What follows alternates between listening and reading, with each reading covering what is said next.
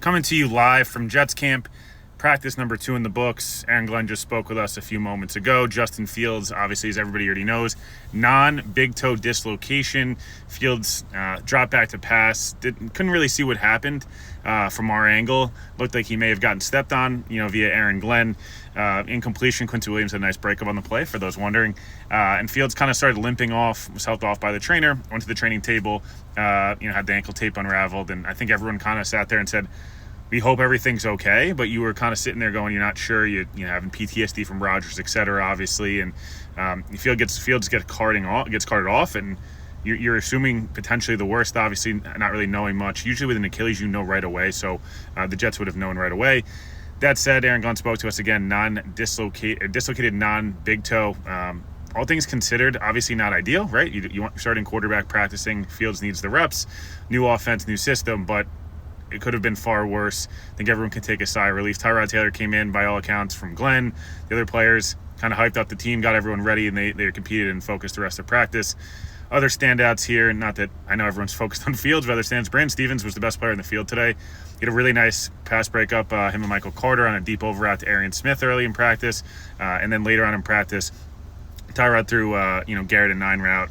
Stephens did such a nice job. He actually was able to kind of not shove, but kind of ride Garrett Wilson out of bounds. Perfect coverage, perfect technique. Was able to make a play on the football game with a pass breakup early on in practice.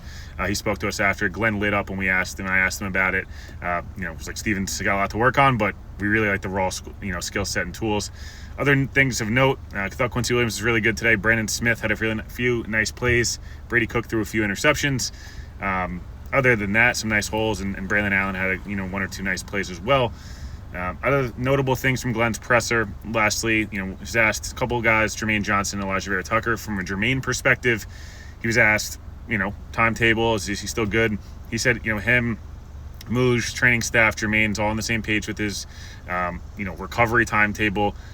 He doesn't just care about week 1 for Jermaine or week 2. He cares about the longevity of the player and wants to make sure they do right by him. Still said he's very optimistic about week 1, but their biggest focus is the longevity and health of Jermaine Johnson going forward. Lastly, on Elijah Vera Tucker, Glenn called him a foundational piece, franchise player, called him a great player, and said he hopes, they're able to, go through some talks and get a potential extension and long-term contract done.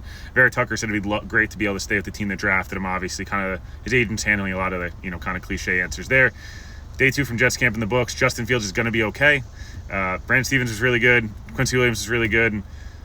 Elijah Vera Tucker's a great player, but per Glenn, and Jermaine Johnson's still on track for week 1. We'll be back later in the week. Live pod following. Talk to you guys soon.